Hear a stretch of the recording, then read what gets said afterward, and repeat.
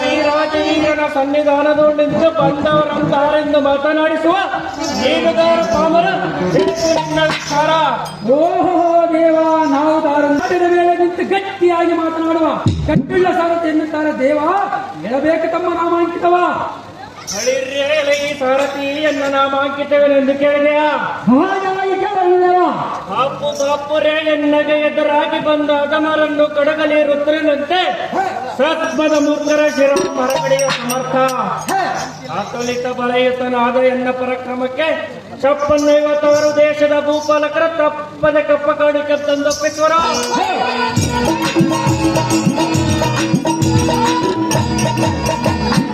ಸಾರಥಿ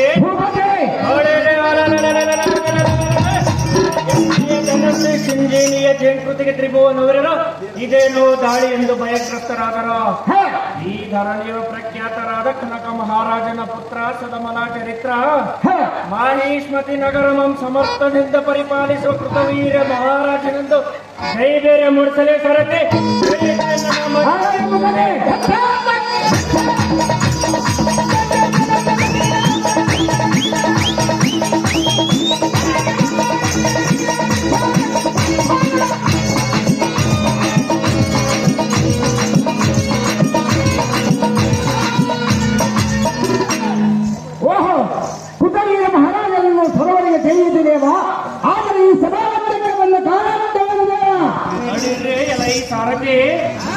ಸುಂದರವಾಗಿ ಕಂಗೊಳಿಸುವ ಈ ಶೃಂಗಾರ ರಂಗು ಮಂಟಪಕ್ಕೆ ನಾ ಬಂದ ಕಾರಣವೇನೆಂದರೆ ಎನ್ನ ಪುತ್ರನಾದ ಸಹಸ್ರ ಬಾಹು ಕಲಿಶೂರ ಕಾರ್ತ್ಯವಿರಾಜನಿಗೆ ಪಟ್ಟಾಭಿಷೇಕ ಮಾಡುವ ಕಾರಣ ಬರೋಣವಾಯಿತು. ಕಂಡಿಯ ಸಾರಥಿ ತಿಳಿಯಿತು ನಾನು ಬಂದ ಸಂಗತಿ. ಈ ಸಾರಥಿ ಎನ್ನ ಪುತ್ರನಾದ ಕಾರ್ತ್ಯವಿರಾಜನೆಂಬರ ಹೇಳೋ ನಿಮ್ಮ ತಂದೆಯ ಅಪ್ಪಣೆ ಆಗಿರುವುದೆಂದು ತಪ್ಪದೆ ಕರೆದುಕೊಂಡು ಬಾ ಸಾರಥಿ. ಹೋಗು ನೀ ಜಾಗ್ರತೆ.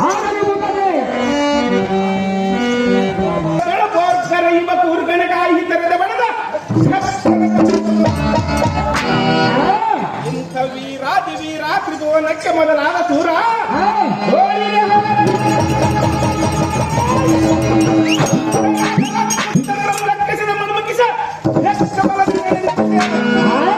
ಹಾಗೂ ಬಾಪುರೇ ಜಂಬಾರಿಯ ವಜ್ರಾಯುಧವನ್ನು ನಡೆಸುವ ಪ್ರಚಂಡತರ ಆಯುಧ ಪಾಣಿಯಾಗಿ ಈ ಸಭೆಗೆ ಬಂದ ವೀರನಂಬ ಭಕ್ತಿಯಿಂದ ವಂದನೆ ಮಾಡಿ ಮೊದಲು ನಿನ್ನ ವಿಚಾರವನ್ನು ತಿಳಿಸಲು ನಮ್ಮ ನಾಮಾಂಕಿತವನಂತೆ ಕೇಳ.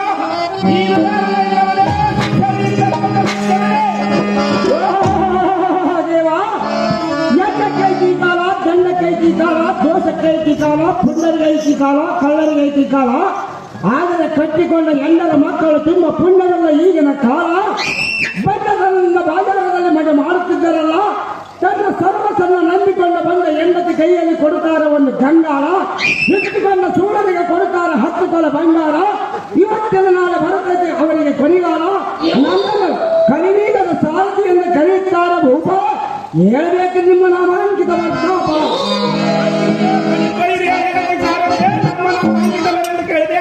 ಹೌದು ದೇವ. ಹಾಗಾದರೆ ಇತ್ತ ಬಾ, ಚಿತ್ತ ಬಿಟ್ಟು ಕೇಳ. ಅದೇನು ವಿಸ್ತಾರವಾಗಿ ಹೇಳದೇವ.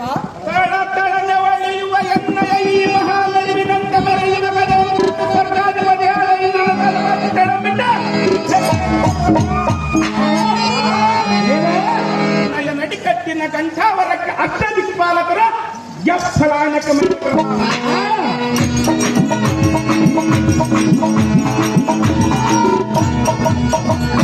ಸಾರಥಿ ಭೂಪತಿ ಅಂಗದ ದಿಗ್ಧರಣಿಯಲ್ಲಿರುವ ಭೂಪಾಲಕರೆಲ್ಲರನ್ನು ಜಯಿಸಿ ತ್ರಿಲೋಕಕ್ಕೆ ನಾನೇ ಪಟ್ಟಾಧ್ಯಕ್ಷನೆಂದೆನಿಸಿದೆ.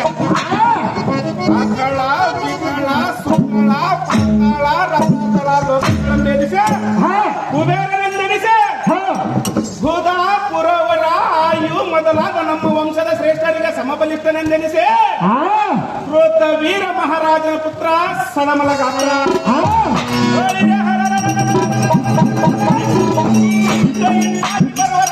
ಕಂಡ ಕ್ಷಣವ ಎನ್ನ ಈ ಶಾಸ್ತ್ರವನ್ನು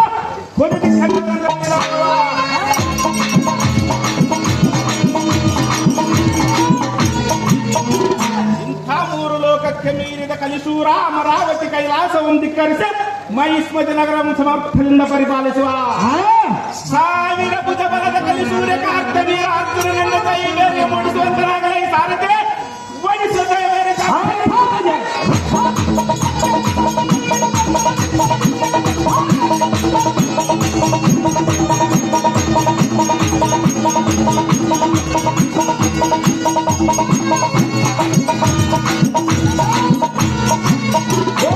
ದೇವ ಶಾಸ್ತ್ರವೀರ ಹತ್ತಿರ ಮಹಾರಾಜನನ್ನು ಬರವರಿಗೆ ತಿಳಿಯಿತು ದೇವ. ಆದರೆ ಈ ಸಭಾಮಂದಿರಕ್ಕೆ ಬಂದ ಕಾರಣವೇನು ದೇವ? ಬಳಿರಿಯೇ ಬಳಿಪಳಿರೇ ಎಲೈ ಸಾರಥಿ, ಈ ಸಭಾ ಮಧ್ಯಕ್ಕೆ ಬಂದ ಕಾರಣವೇನೆಂದರೆ ಚಪ್ಪಲ್ನಾರ ದೇಶದ ರಾಜರಿಂದ ತಪ್ಪ ಕಾಣಿಕೆ ಒಪ್ಪಿಸಿಕೊಳ್ಳುವ ಬಳಿರಿಯ ಸುಮಟನೆನಿಸಿದ ಒಪ್ಪುವಿಂದ ಪಲ್ಲವತಿ ಖಡ್ಗಪಾಣಿಯಾಗಿ ಬರೋಣವಾಗಿ ಕಂಡಿಯ ಸಾರಥಿ ತಿಳಿತ ನಮ್ಮನ್ನ ಸಂಗತಿ ತಿಳಿಯಿತು ಬರುತ್ತದೆ ಮುಂದಿನ ಸಂಗತಿ. ಧೂರ್ತರಾಟದ ಜಗ ಸೈನ್ಯವೇನಾದರೂ ನಮ್ಮ ಸಾಮ್ರಾಜ್ಯಕ್ಕೆ ಮುತ್ತಿಗೆ ಹಾಕಿರುವುದೇ ಹೇಗೆ? ಇಲ್ಲವೇ ಅಂಗ ಬಂಗ ಕಾಳಿಂಗ ಮತ್ತ ಮೊದಲಾದ ದೇಶದ ರಾಜರ ಕಾಲ ಕಾಲಕ್ಕೆ ಕಪ್ಪ ಕಾಣಿಕೆ ಅಂತ ತಪ್ಪಿಸಿದ ಹೇಳನ್ನ ಮುಂದೆ ಮಕ್ಷುಕ ಸಮುದಾಯಕ್ಕೆ ಗಂಡ ಬೇರು ನಮ್ಮಳ ದ್ವೇಷ ಸಾಧಿಸುವವರ ಮಧ್ಯದ ಮರುಪಾಲಾಕ್ಷಣ ವಕ್ಷಸ್ಥೂಲದೊಡಗಿದ್ರು ಬಿಡದವರ ಮಿಡಿತಂದ ನಮ್ಮ ಈ ನಗರದ ಮಹಾದ್ವಾರದ ಮುಂಭಾಗಕ್ಕೆ ಕಟ್ಟಿ ಹಾಕುವೆ ತಂದೆ ಕರೆಸಿದರೆ ಬಂದೆ ನನ್ನ ಮುಂದೆ ಮಕ್ಷುಕ ಸಮುದಾಯಕ್ಕೆ ಗಂಡ ಬೇರುಂಡನಂತೆ ಪ್ರಜ್ವಲಿಸುವ ಚಂದ್ರ ವಂಶದ ಕಲಿತಿಲಕನಾದ ಕಾರ್ತವೀರನೇ, ಅಪ್ಪಯ್ಯ ಎನ್ನ ನುಡಿಯಮ್ಮ ಅಲಿಸು ಬೇಗನೆ. ಅದೇನು ವಿಸ್ತಾರವಾಗಿ ಹೇಳ ತನಕ ಹೊಡಿರಿ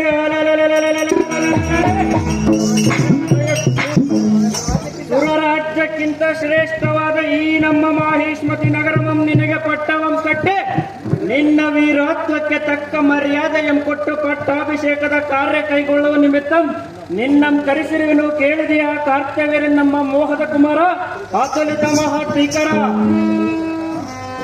ಆಗೋ ಜನಕ ಹಿಂದಕ್ಕೆ ನಮ್ಮ ವಂಶಜನಾದ ಮರುತ್ತ ರಾಜನೆಂಬ ಅರಸನ ಬ್ರಾಹ್ಮಣರಿಗೆ ದಾನವನ್ನು ಕೊಡಬೇಕಾದರೆ ತನ್ನ ಕೈಯಿಂದ ಪಡೆದ ನಿಮಗೆ ಎಷ್ಟು ಬೇಕಾಷ್ಟು ತೆಗೆದುಕೊಂಡು ಹೋಗಿ ಅಂತ ಹೇಳಿದಂತ ಅಂತ ಚಂದ್ರವಂಶದಲ್ಲಿ ಉದಯಿಸಿದ ಈ ನಿನ್ನ ಸುಕುಮಾರನು ಹಿರಿಯರಾದ ನಿಮ್ಮ ಆಶೀರ್ವಾದದಿಂದ ರಾಜ್ಯಾಧಿಕಾರ ಪಡೆದ ತರುವಾಯ ಸತ್ಯ ಧರ್ಮಗಳನ್ನು ಬಿಡದೆ ಧರ್ಮಕ್ಕೆ ಮನಗೊಡದೆ ಯಾವ ವಾಚ ಮನಸ್ಸಿನಿಂದ ರಾಜ್ಯವನ್ನು ಪರಿಪಾಲಿಸುವವನು ಕೇಳುವೆಯ ಪಿತನೆ ಅತಿ ಬಲ ಅನ್ನುತ್ತದೆ. ಆಹೋ ರಾಜಕುಲ ಶೇಖರನಾದ ಎನ್ನ ಕುಮಾರ, ಆಗೋ ಅಪ್ಪಯ್ಯ ಹೇಳುವೆನು ಕೇಳು ರಾಜಧರ್ಮದ ವಿಚಾರ.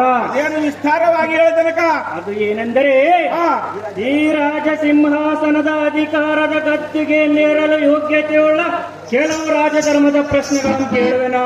ವಿಸ್ತಾರವಾಗಿ ಹೇಳಪ್ಪಯ್ಯ. ಅಂತಹ ಜಾಣತನ ನಿನ್ನಲ್ಲಿದ್ದರೆ ತಕ್ಕ ಉತ್ತರ ಬಿತ್ತರಿಸು. ದೇವಲೋಕದಲ್ಲಿ ಸದಾಕಾಲ ಸಂಪತ್ತಿನಿಂದಿರುವವರು ಯಾರು? ಈ ಲೋಕದಲ್ಲಿ ಸೋಲುವವರು ಯಾರು? ಈ ಧರಣಿಯಲ್ಲಿ ಪಥಿಕರು ಯಾರು? ಈ ಭೂಮಂಡಲದಲ್ಲಿ ಪರದೇಶಿಗಳು ಯಾರು? ಮಧ್ಯಗದಲ್ಲಿ ಅತಿಥಿಗಳಾರು? ಕಾರ್ತವೀರನೇ, ಈ ಪ್ರಶ್ನೆಗಳಿಗೆ ತಕ್ಕ ಉತ್ತರವನ್ನು ಹೇಳಬೇಕನೆ. ಹಾಗೂ ಅಪ್ಪಯ್ಯ ಮಹಾಮುನಿಗಳಲ್ಲಿ ವಿದ್ಯಾಭ್ಯಾಸ ಮಾಡಿ ಸಕಲ ಶಾಸ್ತ್ರಗಳ ಮರಟ ಈ ನಿಮ್ಮ ಕುಮಾರನ ಸಾಮಾನ್ಯನೇ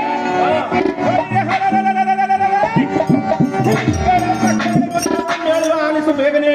ಅದೇನು ಬೇಗ ಹೇಳು ಪುತ್ರ. ಹಾಗೂ ಅಪ್ಪಯ್ಯ ದೇವಲೋಕದಲ್ಲಿ ಸದಾ ಸಂಪತ್ತಿನಿಂದ ಇರುವನು ಓರ್ವನೇ ಅವನು ಯಾರು ಪುತ್ರ? ವೈಕುಂಠದೊಡೆಯ ಲಕ್ಷ್ಮೀಪತಿಯಾದ ಮಹಾವಿಷ್ಣುವ ಇನ್ನೊಬ್ಬದ ಅಧಿಪತಿಯಾದ ಕುಬೇರನ. ಆಗೋ ಜನಕ ಅಲಕ ಈ ಜಗದೊಳಗೆ ಸೋಲುವವರು ಇಬ್ಬರು. ಅವರ್ಯಾರು ಪುತ್ರ? ಒಬ್ಬ ಕನ್ಯಾಪಿತನೋ ಇನ್ನೊಬ್ಬ ಸಾಲಗಾರನ. ಆಗೋ ಜನಕ ಅಲಕ ಈ ತ್ರಿಭುವನದೊಳಗೆ ಕಾಣುವ ಪರ ಪತಿಕರು ಇಬ್ಬರು. ಒಬ್ಬ ಸೂರ್ಯ ಇನ್ನೊಬ್ಬ ಚಂದ್ರ. ಆಗೋ ಜನಕ ಅಲಕ ಈ ತ್ರಿಭುವನದೊಳಗ ಪರದೇಶಿಗಳು ಇಬ್ಬರು. ಒಬ್ಬ ದೇಹ ಇನ್ನೊಬ್ಬ ಜೀವ.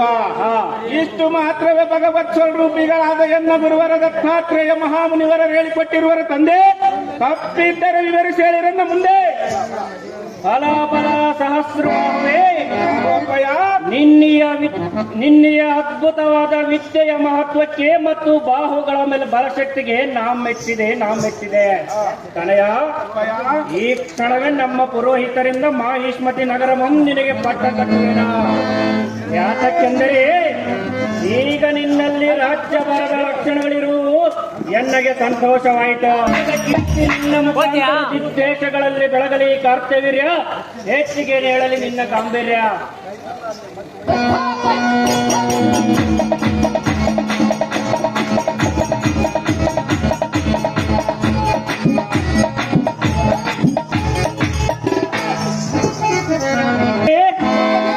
ಎನ್ನ ಪುತ್ರನಾದ ಕರ್ತವ್ಯರಾಜನ ಪಟ್ಟಾಭಿಷೇಕ ಮಾಡುವುದಕ್ಕೆ ನಮ್ಮ ಕುಲಪುರೋಹಿತರನ್ನು ಕರೆದುಕೊಂಡು ಬಾ ಸಾರಥಿ. ಹೋಗನೇ ಜಾಗ್ರತೆ. ಹೋಗಲಿ ಭೂಪತಿ.